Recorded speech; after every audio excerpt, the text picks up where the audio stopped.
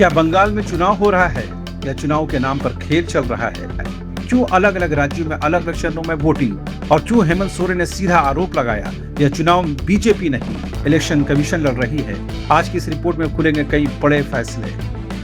देश में कई राज्यों में चुनाव हुए और हो रहे हैं, लेकिन सवाल उठता है असम में एक ही चरण में चुनाव जबकि पश्चिम बंगाल में कई चरणों में मतदान क्यों? क्या यह सिर्फ प्रशासनिक जरूरत है या इसके पीछे कोई राजनीतिक रणनीति? पश्चिम बंगाल में टीएमसी के लिए प्रचार कर रहे हेमंत सोरेन ने बीजेपी और केंद्र सरकार पर तीखा हमला बोला है। यह चुनाव बीजेपी नहीं लड़ रही, यह चुनाव इलेक्शन कमीशन लड़ रहा है। सोरेन का आरोप, पूरे देश की सुरक्षा बलों को बंगाल में तैनात किया गया है ताकि गरीब और कमजोर वर्ग को डराया जा सके। क्या यह सिर्फ आरोप है या जमीनी हकीकत? हेमंत सोरेन ने अपने भाषण में आदिवासी अस्मिता को भी जोरदार तरीके से उठाया है। आदिवासी कभी किसी से डरा है क्या? हम भगवान बिरसा मुंडा, सिद्धू कान्हू और फूलो झानो के वंशज हैं। यह सिर्फ एक बयान नहीं बल्कि एक सीधा संदेश है। हम डरने वाले नहीं, भिड़ने वाले लोग हैं। साफ है, आदिवासी, दलित और अल्पसंख्यक वोट बैंक को साधने की पूरी रणनीति है। सोरेन ने ममता बनर्जी को भी मजबूती से सपोर्ट किया है। ममता दीदी आपके हक अधिकार के लिए लड़ रही हैं। बंगाल में यह लड़ाई अब सिर्फ चुनाव नहीं बल्कि सत्ता बनाम सिस्टम की लड़ाई बनती जा रही है। एक तरफ बीजेपी तो दूसरी तरफ टीएमसी और क्षेत्रीय दलों का गठजोड़ है। अब सवाल, क्या मल्टी फेज चुनाव सच में जरूरी है? इलेक्शन कमीशन का तर्क है सुरक्षा व्यवस्था, संवेदनशील क्षेत्र, निष्पक्ष मतदान। विपक्ष का आरोप, वोटिंग पैटर्न प्रभावित करना, दबाव बनाना, राजनीतिक लाभ लेना। सच्चाई क्या है? यह फैसला आप दर्शकों पर छोड़ते हैं। बंगाल की जमीन पर चुनावी जंग तेज है, बयानबाजी भी और आरोप भी, लेकिन असली फैसला जनता के वोट से होगा। क्या यह लोकतंत्र का उत्सव है या रणनीति का खेल? अपनी राय कमेंट में जरूर दें।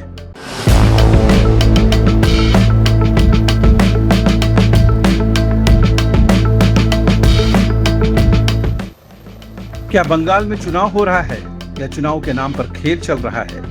क्यों अलग अलग राज्यों में अलग अलग चरणों में वोटिंग और क्यों हेमंत सोरेन ने सीधा आरोप लगाया यह चुनाव बीजेपी नहीं इलेक्शन कमीशन लड़ रही है? आज की इस रिपोर्ट में खुलेंगे कई बड़े फैसले। देश में कई राज्यों में चुनाव हुए और हो रहे हैं, लेकिन सवाल उठता है असम में एक ही चरण में चुनाव जबकि पश्चिम बंगाल में कई चरणों में मतदान क्यों? क्या यह सिर्फ प्रशासनिक जरूरत है या इसके पीछे कोई राजनीतिक रणनीति? पश्चिम बंगाल में टीएमसी के लिए प्रचार कर रहे हेमंत सोरेन ने बीजेपी और केंद्र सरकार पर तीखा हमला बोला है। यह चुनाव बीजेपी नहीं लड़ रही, यह चुनाव इलेक्शन कमीशन लड़ रहा है।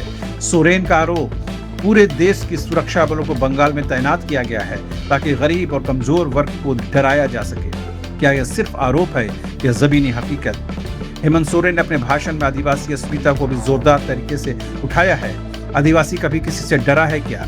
हम भगवान बिरसा मुंडा, सिद्धू कान्हू और फूलो झानो के वंशज हैं। यह सिर्फ एक बयान नहीं बल्कि एक सीधा संदेश है।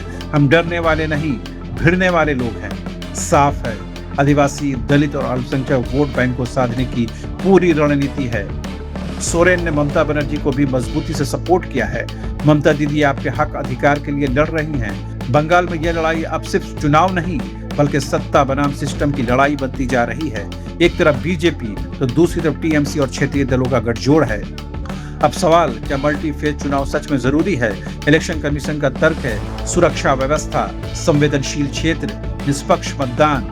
विपक्ष का आरोप, वोटिंग पैटर्न प्रभावित करना, दबाव बनाना, राजनीतिक लाभ लेना। सच्चाई क्या है? यह फैसला आप दर्शकों पर छोड़ते हैं। बंगाल की जमीन पर चुनावी जंग तेज है, बयानबाजी भी और आरोप भी, लेकिन असली फैसला जनता के वोट से होगा।